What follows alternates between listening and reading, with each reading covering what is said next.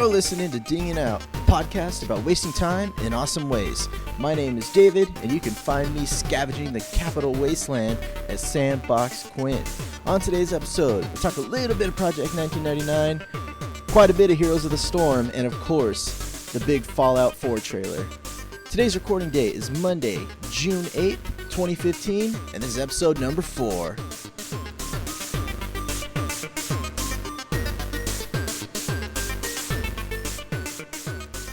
All right, everybody, welcome back to the podcast.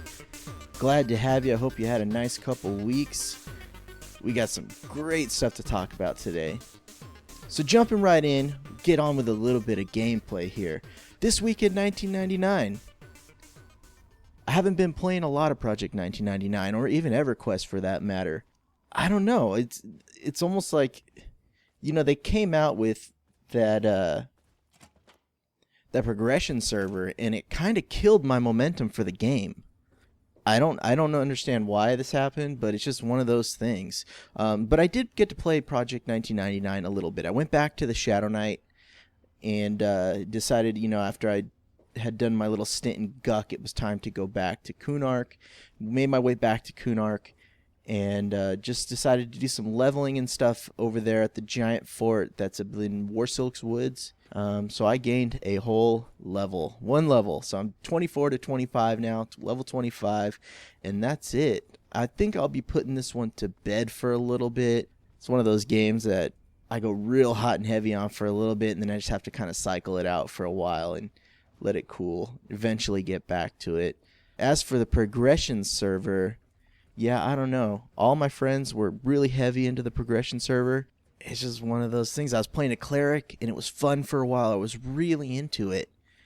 And then for some reason, it just started getting really boring to me. And it's one of, I have one of those, I guess, personalities to where if I'm really into something and then something drastically changes about it, it kind of kills everything for me. So, for instance, I was really into Project 99, just having a great time there, leveling up the Shadow Knight, just loving it. It was amazing. It was just like old times, And then this Ragefire server comes out, and everyone hops on that, and that's the new big thing. And I feel like Project 1999 got abandoned a little bit by a bunch of my friends, which it's not their fault. I mean, everyone play what you want, enjoy your gaming time. But making the switch over to playing on that server when I feel like I was making a good progression on 99, I almost feel like it took away from that a little bit.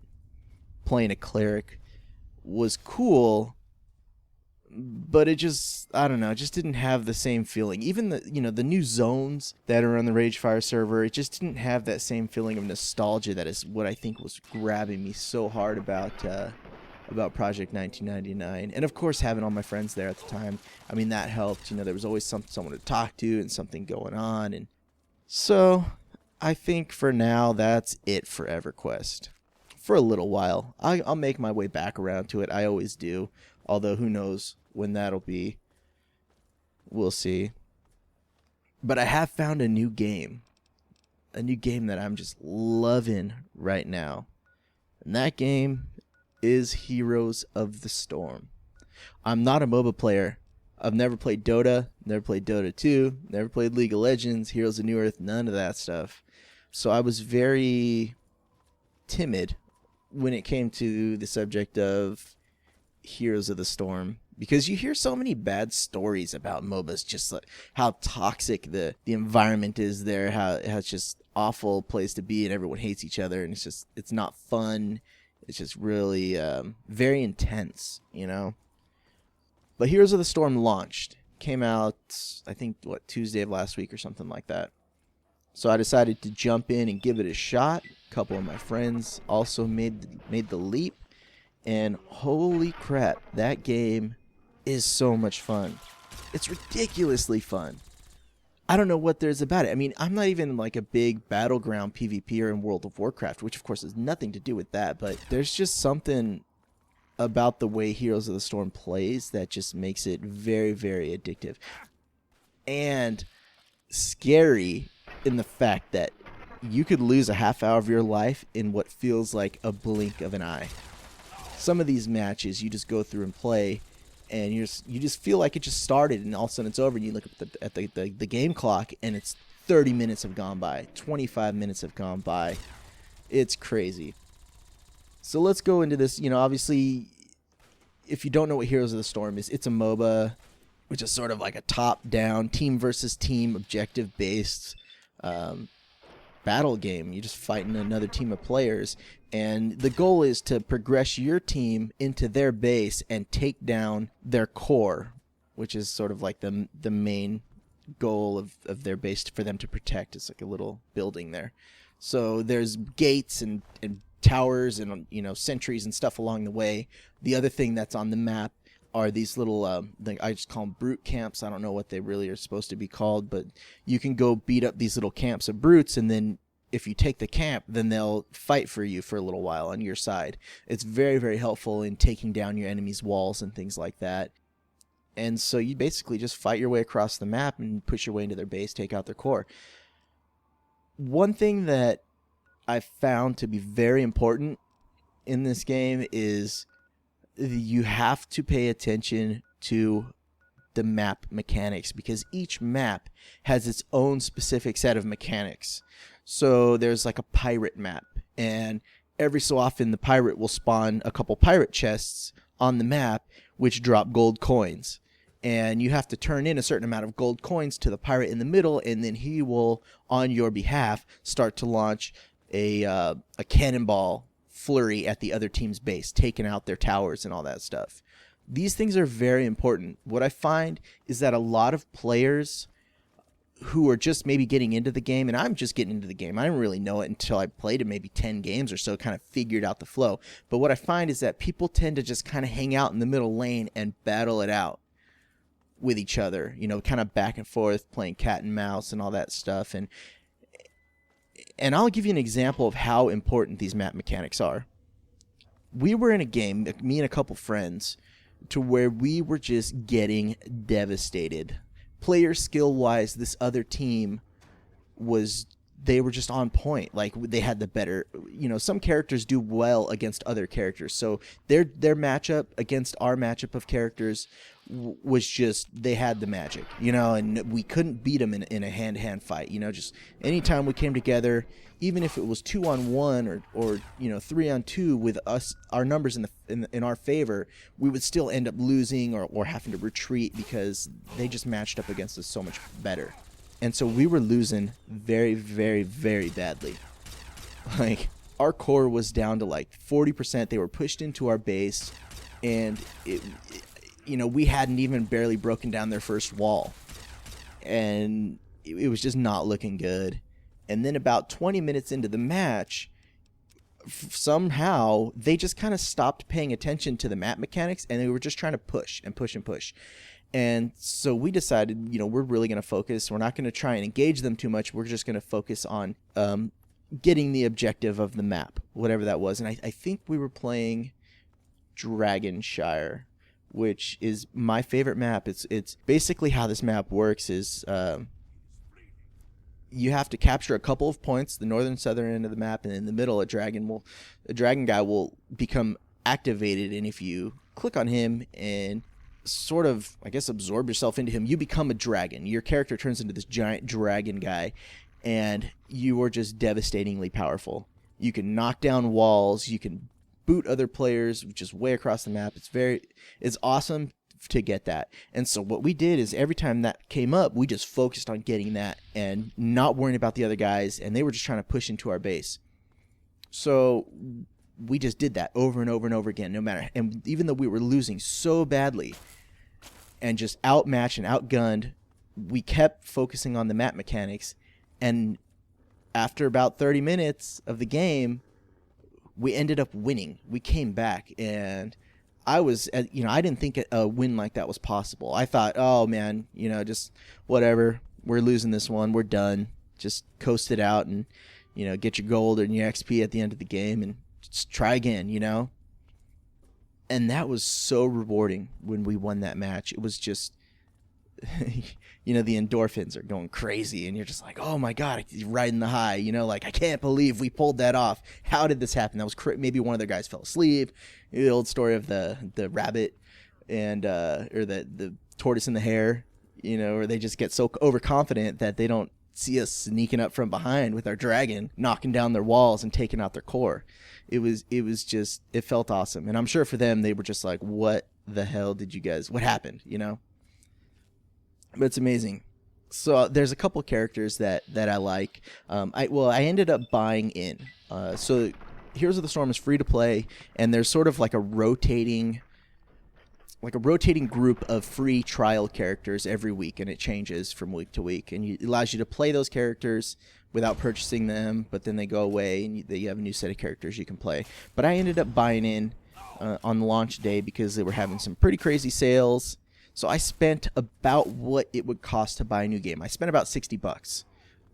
And that's why I said I would spend $60, buy this like I'm just buying a game, and see what it gets me.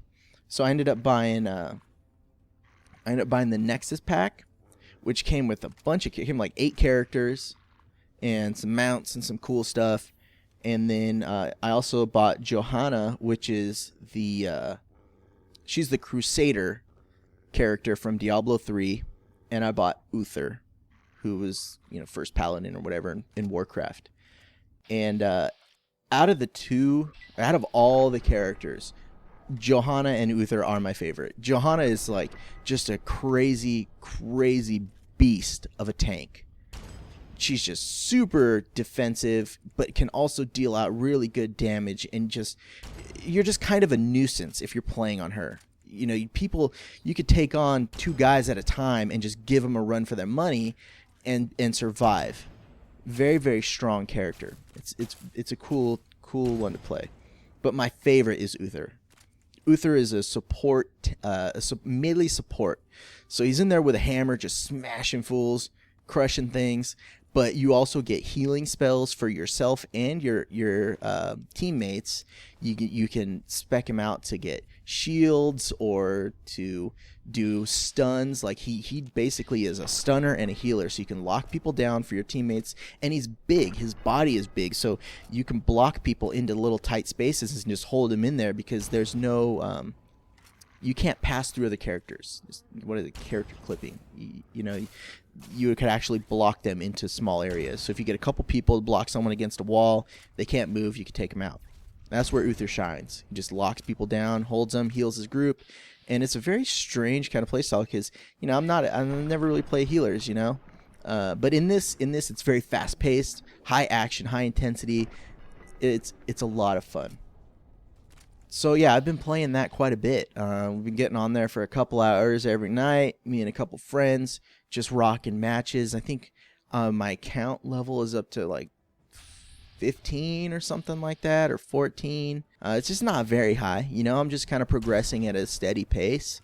I think I've got Uther up to, I don't even know what level. He's up there though. A lot of fun. But of course, time for the big news of the week. And if you haven't heard this news, get out of the vault, because what the hell? I don't understand. So the big news of the week is the Fallout 4 trailer has launched. It's official. Fallout 4 is coming. I can't wait. And I have another special bit of news that I'm going to talk about in a minute. But I want to talk about this Fallout 4 trailer right now.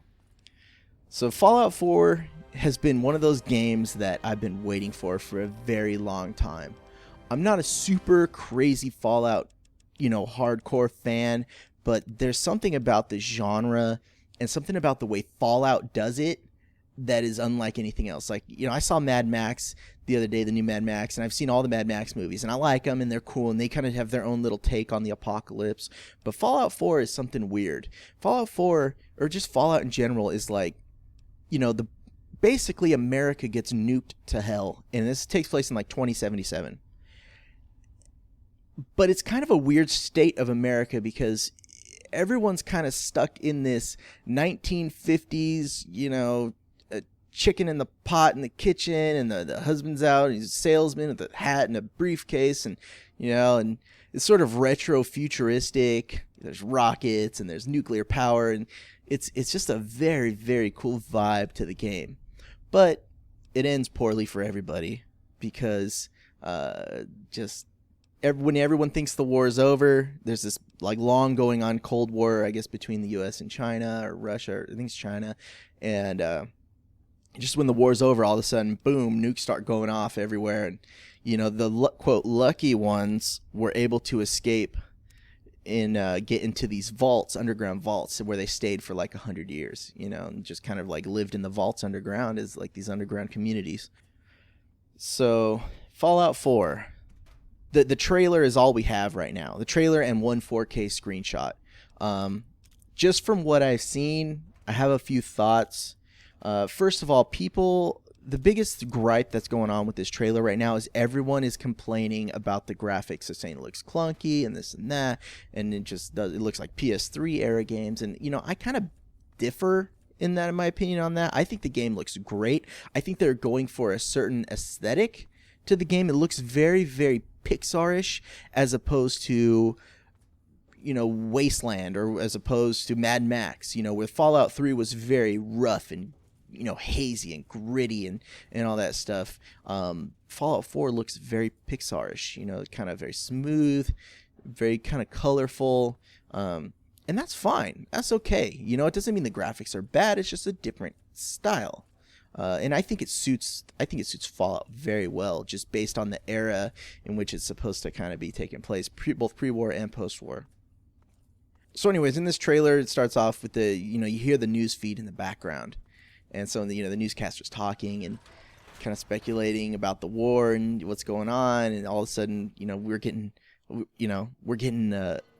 some news that we're attacks are coming, nukes are going off, all this stuff. And following a dog through the house, and the dog goes running off, and the whole time it's flashing back between pre-war and post-war imagery, showing stuff from pre-war.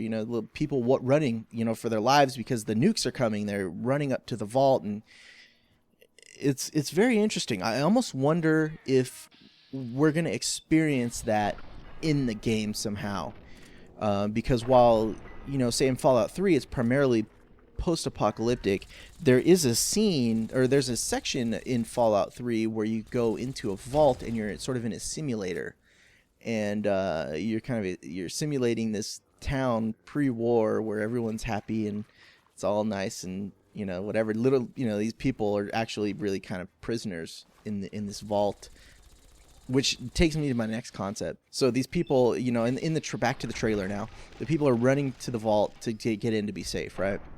One of the things that I do love about the Fallout universe is that there's so many shades of gray. You don't know who's good, you don't know who's bad. The government is sort of, obviously post-nuking, the government is just completely divided. Everyone's trying to make a claim to power. But Vault Tech, there's so much mystery involved. These people who made these vaults, right? And earlier when I said, quote, the lucky ones got into the vaults. See, that's the thing. Some of the people who got into vaults got into the good vaults. There were some vaults that were like, okay, these people are going to go in there, they're going to survive and this and that. But it almost seems like in every vault that someone goes into, there's an underlying experiment going on in each vault. Like some of the vaults were purposely left cracked open. Some of the vaults were allowed to receive certain amounts of radiation to see what the effects would be on the people in the vault. Some of the vaults, like I said earlier, had people in simulations. In the case of Fallout 3 and Vault 112, I think it was, those people were in there for over 100 years, sort of in cryostasis in these like virtual, it's almost like the Matrix, There were other vaults that were experimenting with mind control versus, via sound being administered through the PA systems. And even mutants and the super mutants and all that stuff were results of experimentation on humans that were going down into a vault to what they thought were going to be safe and survive. So in Fallout 4, you are a survivor of Vault 111. We don't know the specifics of that vault. We don't know if it was just fine and dandy or if it was some sort of weird experimentation vault. We don't know. As one of the scenes shows, you're emerging from Vault 111. You got Vault 111 on your back of your shirt. The other scene that it really stood out to me was the scene of the garage, where I guess it almost looks like it would be a base for your character.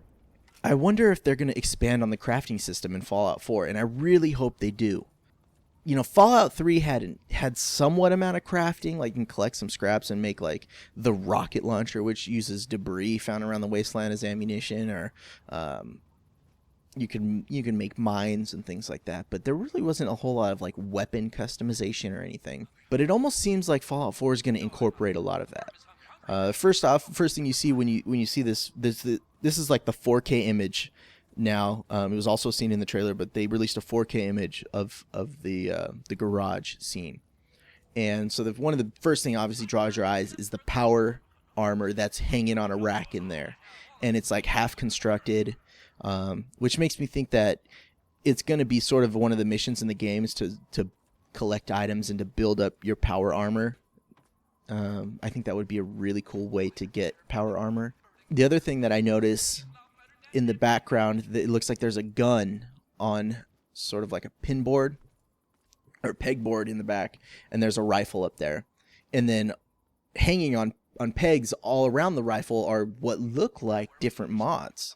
You know, different sights, different grips, different butts, different, you know, all kinds of different barrels, whatever.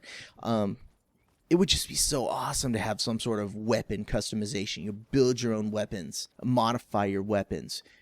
I mean, I would love to be able to create some sort of like laser sniper rifle, you know, energy sniper rifle. I know there's the Gauss rifle that was in Fallout 3. It's like one of my favorite guns in that game. But, you know, you can modify the sights. It would be, you know, I don't know. I mean, even what Call of Duty allows you to kind of modify things a little bit. You know, why not Fallout? You know, put a proper crafting system into a great RPG. I think it would be a good idea. So anyways, I mean, that's kind of my thoughts on the Fallout 4 trailer. I think it looks good. I can't wait to see more. I'm just so excited. And because of this trailer, over the last like 4 days, I've been doing nothing but playing Fallout 3 again. So here's my history with Fallout. I've played Fallout 1. I think I probably put 10 hours or so into Fallout 1. I've never beaten it. I always get kind of far and get to a certain point and then just, you know, kind of lose interest. Fallout 1 and 2 are very old style, you know, Baldur's Gate style games, you know, isometric top down.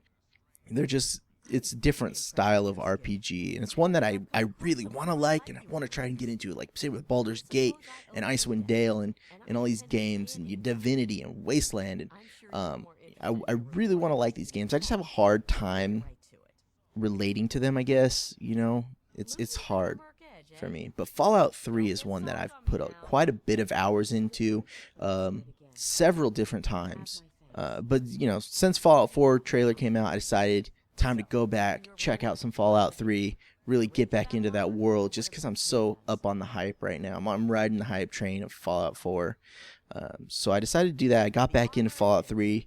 Rather than re-rolling, which is what I normally always do when I go back into that game, I decided to pick up my last gameplay save, which was about 15 hours in. I hadn't done much. I saved Megaton, which in that game you get the option to either save it or blow it up. I'm kind of playing my character as sort of the good guy, almost like a paladin, you know, kind of very honest and helpful, and just like the, you know, very good guy, let me protect you, you know. And so, yeah, I saved Megaton.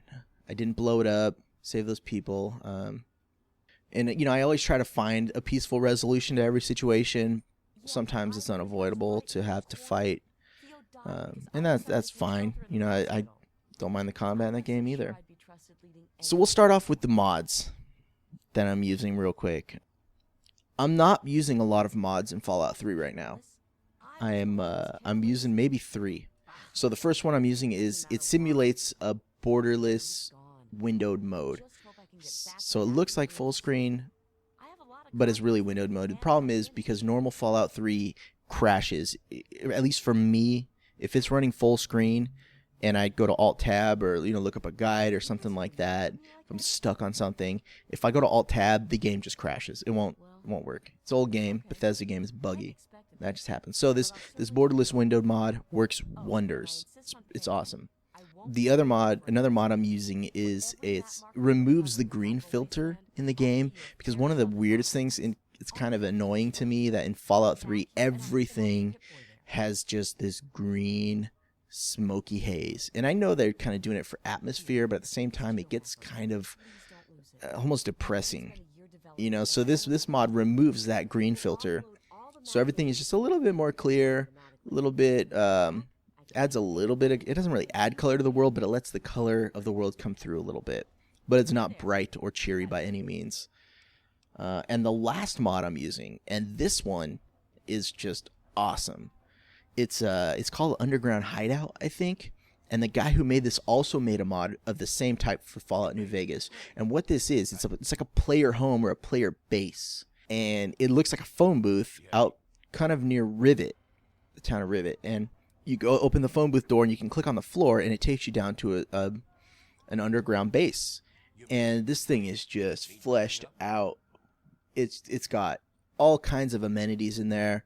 Obviously, you got your bed, you can sleep and stuff, but it has a medical station, it has a surgery station, so you can change the way your character looks, you can change your hair. The most helpful thing that it has item sorters.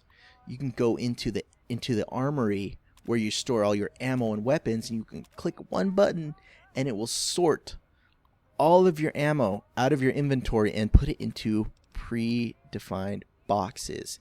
And then next to these boxes are shelves with buttons on them, and each shelf is designated for a certain type of ammo, and when you click that button it will pull the ammo out of the box and put it on the shelves like a display. And so you can just run in there and just click, pick up all the ammo, whatever you want to carry out at a time if you're prepping to go on a mission. Super, super helpful. It also has some weapon sorting functionality, although I don't use that because it requires a script extender, and I didn't want to put that on there because that can cause some issues. So I don't use the weapon sorting. The other thing it has like 20 mannequins in the armory that you can, if you're into collecting armor sets and things like that and weapons and stuff, you can load up these mannequins with all your different sets of armor. So I've got like 5 or 6 different types of power armor. I've got some cool like ninja assassin armor that I got out of Operation Anchorage, which is one of the DLCs. Really, really cool features. The other thing it has is it's got obviously a bobblehead display, because bobbleheads are something you collect in the game. And they give you stat bonuses and things like that. They're just hidden items out in the world, but you can put your little bobbleheads on display. It's got item sorting for also medical items, stim packs and med packs and all that kind of stuff. Super convenient inventory management, man. I was running around forever at like 260 out of 300 of my carrying weight, which is awful, because I love, if I see a new piece of armor, I want to pick it up and take it home, put it on the thing, but I often found myself being weighed down and heavy. So I decided, I got to get in there. I got to get some of this armor sorted out, do all that stuff. And it's just, everything is labeled. It's so convenient. Done deal. The other cool feature that this has is there's a hidden room that has a bunch of, it almost looks like the Bat Cave, with this wall of computer screens and a computer terminal in there. And what this does, this allows you to set up defenses around the outside of this place, because monsters can just wander up to your building. If you pop out, there could be monsters outside. So what you can do is, and this takes time and money to be able to do this, you can start building. You can build a fence. You can build a lookout post. You can build a guard station. You can put a tent up for the guards so that they can get rest. You can put a firing range out there. And then you can hire guards to patrol and defend your base. And I think you could have up to 5 at a time. And then with the guards, you can tell them what you want them to do. So you can say, okay, I want you to go sit at the lookout base. You need to go to the guard tower. You guys go train, and then you go on patrol, for the 5 guards. And then kind of is a nice little even spread of the guards. And as the guards train, they also level up and become more powerful. And I think you can equip them with gear. I don't remember. I haven't tried that yet. And then the last feature of this thing is once you get your base all built up and you're ready, you can turn on monster attacks, so that occasionally you'll get waves of monsters coming in to beat down your fences and attack your guards and take over your base, and you can fight them out. And you can also initiate a lockdown of the place, which I haven't tried that. I don't know what that does. It's one of the weird things about Fallout is that there are consequences to things you do, and I don't want to mess anything up, so I'm kind of afraid to push that button. I don't know what's going to do. I might just do a quick save and then see what it does. I'm sure it just locks the doors, but, you know, never know. The other cool thing about this base is that it provides you with a computer terminal to order supplies. One of the biggest things about Fallout, if you're sort of a casual gamer or you're just, you know, really time pressed, you don't want to have to deal about running to different towns and trying to find supplies. You know, you just want to buy some stim packs, or I just need to buy a certain type of ammo, and rather than trying to hunt down a vendor that has that type of ammo, really easy and convenient just to buy it from your base. You can just go on the computer, say, okay, I need some microfusion cells. I want to buy 500 of them. So just click through, buy them 100 at a time, cost you money. Go to bed, sleep for a day, 24 hours. You walk outside. There's a Brahma or whatever they are sitting outside your gate with a pack on it. You just go click on him and get your items you ordered. They deliver it to your front door. You can order all kinds of stuff, medical supplies, ammo, weapons, all that stuff. So this is seriously one of the best mods ever. Like even out of all Skyrim mods and all that stuff I've tried, like this one is just, it's simple, it's clean, it works, it's functional, it's awesome, and I can't recommend it enough if you're into Fallout 3 or Fallout New Vegas. This guy did really, really good work. So props to him, and I think it's called Underground Hideout. Just look it up on the Nexus, it's there. So enough with the mods. I just kind of been dedicating my time to just plowing through the game, just going through Fallout 3 and really experiencing it in a way that I really haven't before. Really getting absorbing myself, reading. If I see a computer terminal, hack the terminal, read the logs, see what the people are saying, because there's just stories hidden in this game everywhere, and you get so much background story if you just take the time to actually get into it. It's there, and most of it is really, really messed up. I mean, they don't pull punches. There's just some really messed up things in that game, in that world. But it's kind of strange just to see, you know, I mean, how possible could this scenario be realistically? It's kind of a very sobering take on the world in the state we're in right now. You know, just being at, you know, nuclear odds with like North Korea, you know, and stuff like that. It makes you think like, wow, man, this could end badly. But, you know, I'd much rather play that in a game than experience it in the real world. And hopefully, you know, we never have to. So just been playing through. I finished the main storyline of the quest, which is you set out of the vault to find your father, which eventually leads you to trying to build a water purification system and all that stuff. Spoiler alert. I finished all that. Just been working my way through the DLCs now and clearing out the rest of the map. I mean, I'm kind of determined. I'm so into this game right now. I'm really determined to just kind of go explore everything, because there's so much areas of the map that the story doesn't take you.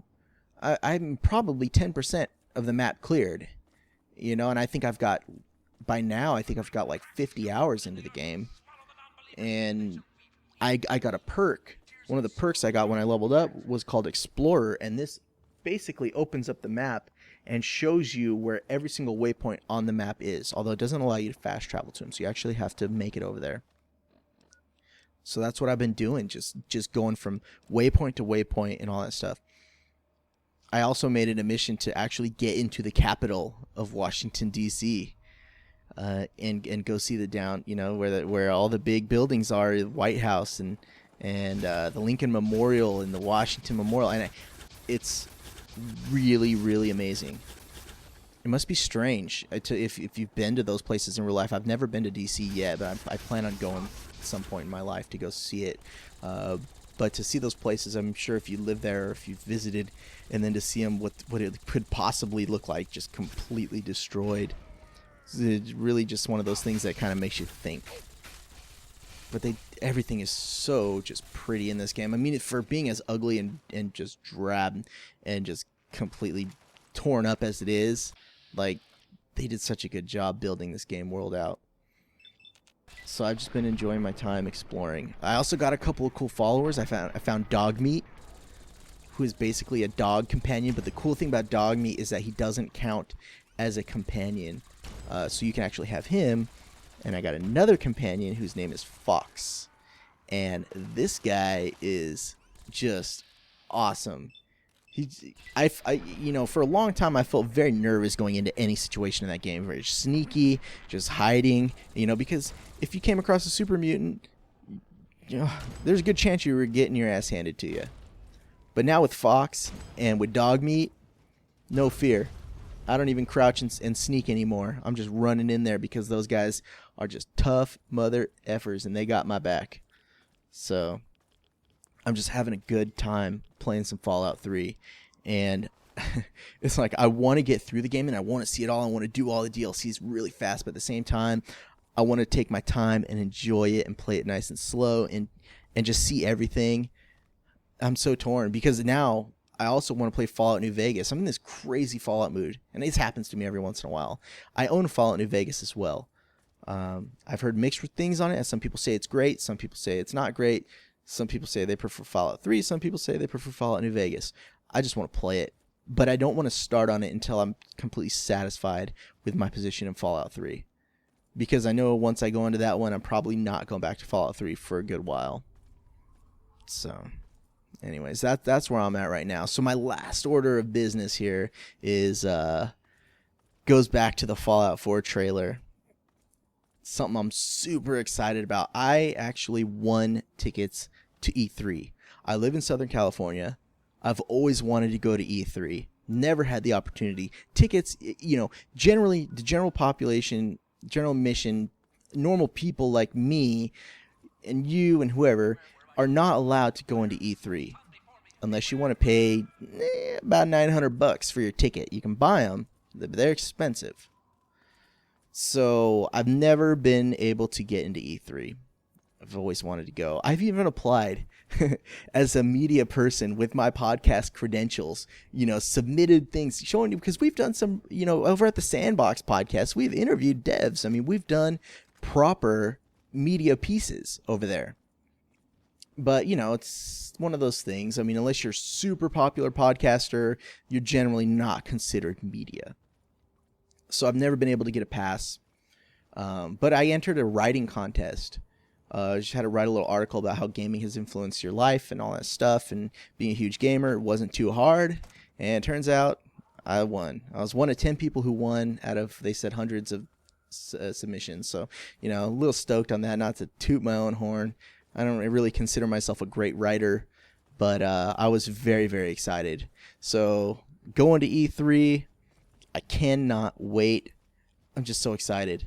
I don't even know what I'm going to do. I can only go for 2 days, which, it is what it is. I'm going Wednesday or Tuesday, and I'm going Thursday. Wednesday, I have an engagement that I have to be at. I can't miss it. And so going 2 days to E3, I hope that's enough time to see everything and to do everything.